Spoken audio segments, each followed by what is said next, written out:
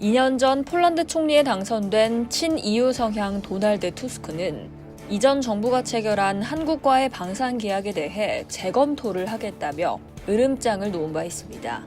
하지만 트럼프 대통령이 우크라이나의 무기 지원을 중단하고 러시아의 에너지 제재 완화를 검토하는 등 칠러 행보를 보이자 폴란드는 급해졌습니다.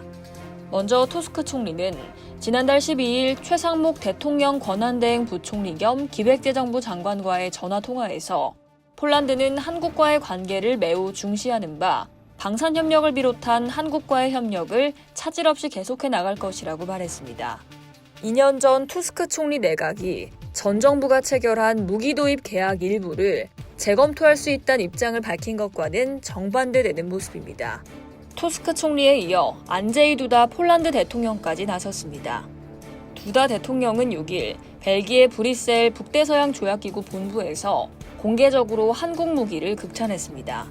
두다 대통령은 한국에서 대량의 무기를 구매하기로 결정했다며 그 이유는 간단하다. 한국의 파트너들이 매우 현대적인 군사장비를 몇 개월 내에 공급할 수 있기 때문이라고 말했습니다.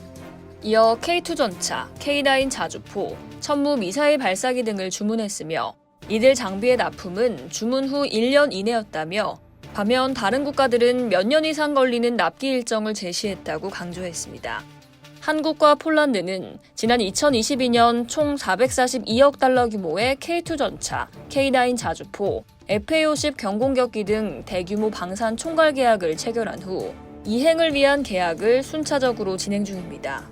K2 전차는 총 1,000대를 수출하기로 했으며 폴란드와 현대로템은 K2 전차 180대를 수출하는 4조 5천억 원 규모의 1차 이행 계약을 맺었습니다.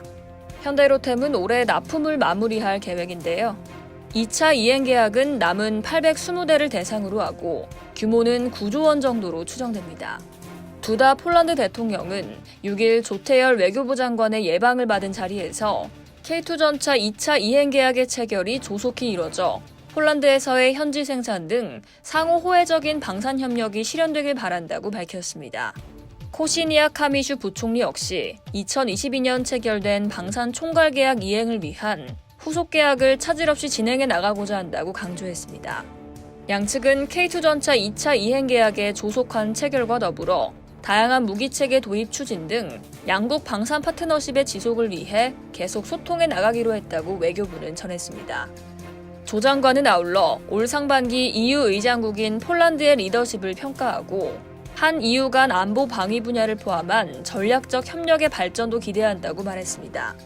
한편 조 장관의 이번 출장은 트럼프 2기 출범 이후 우크라이나 전쟁 종전 방안과 관련해 미국과 일부 대립하고 있는 유럽 국가들과의 접점을 넓힐 기회가 될 것이란 관측이 나옵니다. 유럽은 자신들이 패싱된 채 미국과 러시아의 논의에 따라 전쟁이 일방적으로 종료되는 것을 우려하고 있습니다. 이상 K디펜스였습니다.